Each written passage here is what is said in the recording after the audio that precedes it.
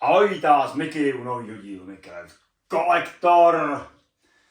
A dneska to zase trošku vyženu do extrému, protože budu rozbalovat takovouhle velkou krabici od firmy Sideshow. Další kus do mý sbírky do mojí liney Cart of Death.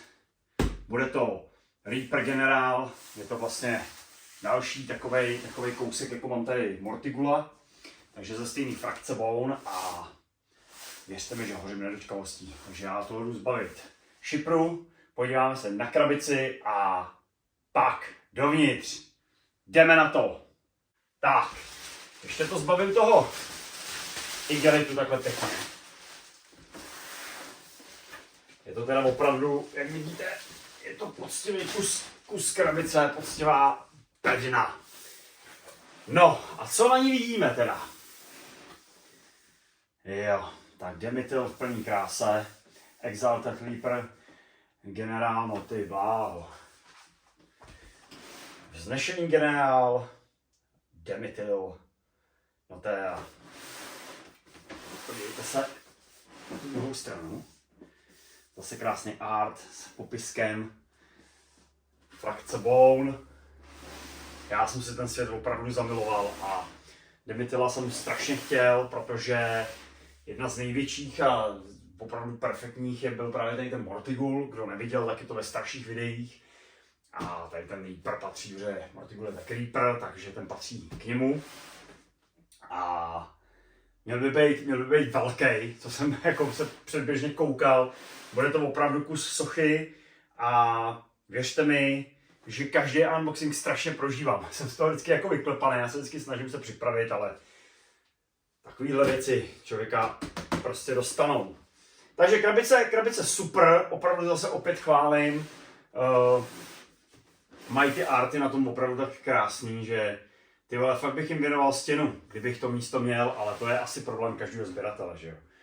Prostě jsou to opravdu krásně udělaný balení. Zde vlastně máte ještě onu lineu, onu značku a já už se jdu podívat teda na ty polystyreny dovnitř.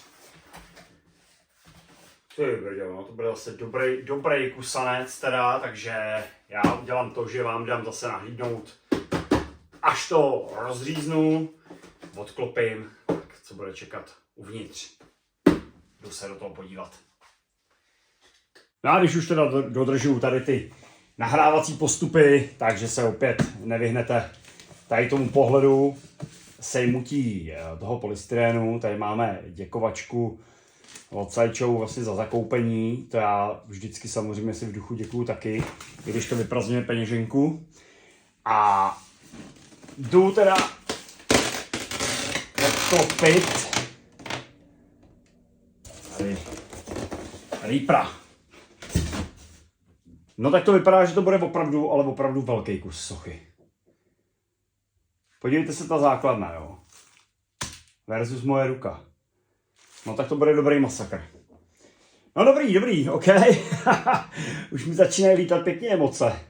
To bude totální mazec. Takže já ještě z toho sundám igelity a no ty bláho. A koukneme se, jak to bude vypadat bez těch igelitů a pak ho poté postavím. No takže vám představuji generála Reapera z igelitů zbavenýho. Vypadá to teda úplně opravdu parádně, jak asi slyšíte i na mě, tak podívejte se na ten base, prostě to je masakr, to je absolutní.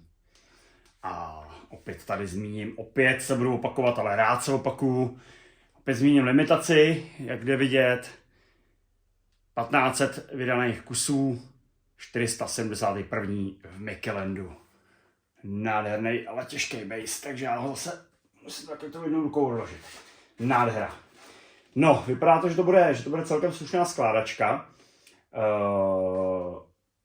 Je teda obrovský, jo, což mě až jako zarazilo. Já jsem teda samozřejmě věděl, jako co kupuju, jo, ale že to bude takhle veliký, to se z těch fotek to vždycky prostě tak jako nejde poznat. Jsem rád, že vždycky při tom, když zbavuju těch igelitů, se tak aspoň zkontroluju, že všechny části neutrpěli žádný crash, všechno je v pořádku prostě, což je super. A já jdu povýšit Reapera Igelitu zbavenýho na Reapera postavenýho. Tak mi držte palce a já jdu na to.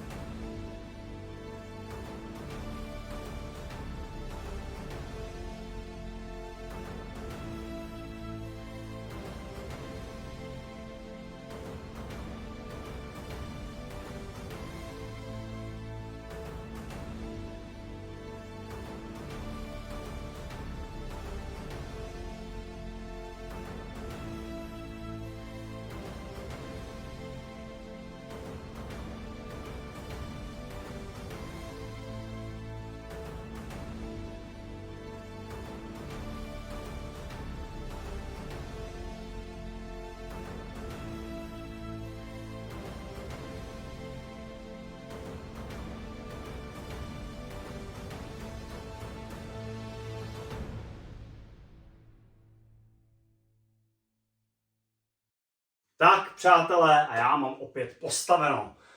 Postavenou zase mojí jednu z největších soch.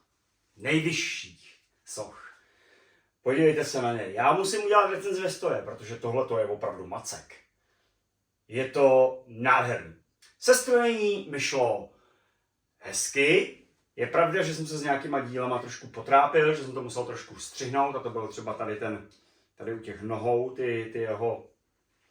to jeho brnění, ten jeho armor. ale jinak šlo všechno jak po drátku, prostě klasika sideshow, jsou tam, navedují vás drátky, navedují vás magnety, šlo to úplně parádně. Je to totální mazec, Já takhle musím dát jako chvíli tu kapucu. Chtěl jsem ho roztočit, ale on má ohromný plášť. Podívejte se na to, jaký plášť ho obepíná. Jo. To je prostě masakr. Takže ta točná by se mi to tady mohla jakoby zamotat, takže já se to budu točit dneska takhle ručně. Podívejte si tu kápi zakončenou krásnou ozdobou. Můžete mu ji buď to nasadit, tím vypadá jako mnohem víc jak takový smrťák, že jo. Ale je to masakr. Nevěděl jsem, že prostě bude vypadat až takhle dobře. Samozřejmě člověk, než si něco koupí, tak si to studuje, že jo, ale tohle to je úplně totální nářez. Hele, na tom armoru jsou neskutečně, na každém kousku jsou prostě výjevy nějaké, jo, tak jak je na tom baseu, jak jsou všude nějaké věci, když se podhrnete ty nohy. Prostě všude něco je. To je neskutečný. Proto jsem si tyhle sochy tak strašně zamiloval těma detailama. Já si myslím, že to bude x let. Bude na co koukat, prostě chodit, vždycky sem přijdu a budu si prostě prohlížet a vždycky něco objevím. Socha se skládá z textilních kovových částí. Ty vole, to je masakr. No, ještě otázkou je, kam ji vystavím, že jo. Ale kdybych vám měl říct nějakou technickou specifikaci, který jsem se, abych ji nezamluvil, tak se k ní dostanu teď hned. Tak ta socha má 78,1 cm. Proto dneska u té recenze stojím, protože je opravdu veliká. Je opravdu velká, nádherná. 48,3 cm je široká, hluboká je 50,8 cm. To dělá ta kosa, že jo, z perfektního materiálu. A hmotnost je 9,1 kg, je opravdu těžká. Je to těžký polyresin. Samozřejmě firma je Sideshow Collectibles série, nebo je linka Court of Death. Linka, kterou jsem si zamiloval, kterou určitě vnímáte na mém kanále, jak to prostě jedu. A tohle jsem si pořídil jako takovej jeden z vrcholů toho mojho sběratelství. Opravdu je to krásný. Limitace je teda 1500 kousků a tenhle Demetil vlastně patří tady k tomu Mortigulovi, kterýho jste viděli v předchozích recenzích, že jo? A jsou vlastně ze stejné frakce, oba dva to jsou generálové, reaperové a ty vole, opravdu je to povedený. Jsou to vlastně sloužící smrti, jo, tady to není smrt, to je zase jiná postava, ale jak vidíte, jako je to, ty vole, to je peklo, sakra, já mám z toho takovou radost, že to není ani možný, ty vole. Bože můj, jak mi to sběratelství chytlo. Si budu muset ale najít asi další 2 jiné práce. No, každopádně uznejte sami, že se opravdu jedná o skvost. Je to ty vole. Perfektní. Zase by člověk jakoby hledal nějaký neduhy té sochy.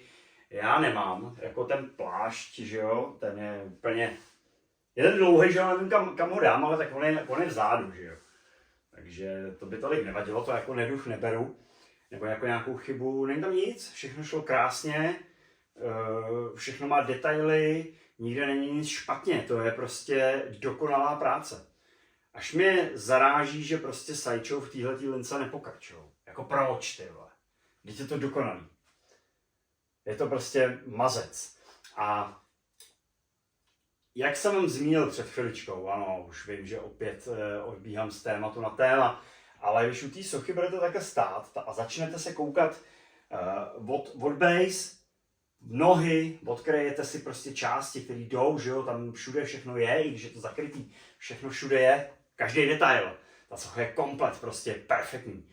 Tak jsou všude prostě ty detaily, všude jsou nějaký výjevy, jo, prostě na tom armoru, to jsou tady různý kosti a malby na tom, no ty bláho, ale hele, každý jiný, jako jo. Tak tady si opravdu ty skulptoři dali velice záležet. No, já udělám ještě jednu věc. Já to jako stopnu. A ukážu vám, já to teda většinou nevytahuju, jo. Chtěl jsem ukázat třeba Getsemony všechny pohromadě a takhle, ale vytahovat si to furt ty exponáty ze skříní, to není moc jako libový. Ale udělám to, že k němu vytáhnu toho Mortigru. Protože to jsem si myslel, že je jako nejvyšší moje socha, jo? Že to je takový obr. Ale já myslím, že tenhle ten bude větší. Takže já se vrátím za moment a budou tady ty Reapři 2. Tak se na to připravte. No, tak je to opravdu tak. Dimethyl je prostě větší než tady Mortigul. Oba dva ze stejné frakce, oba dva jdou po svým, slouží smrti a tohle to je úplně totální nářez. Musím vymyslet, kam tady ty dva kluky pořádně vystavím. Tady ten už teda místo měl, ale něco tady zvolím. Každopádně já jsem na konci tady toho unboxingu, tady té recenze na takovouhle hovadskou sochu. Mám z ní strašnou radost a to říkám v každém videu a to je dobře, protože až já to jednou přestanu říkat, tak jsem udělal něco špatně. Děkuju vám strašně moc za podporu, shlédnutí, za to, že se vracíte na můj kanál. A mě to dělá obrovskou radost. Mějte se strašně moc fajn. A zase někdy, až na něco našetřím, brzy u nějakého videa. Zdraví vás Miky tady s těma dvouma Reaprama.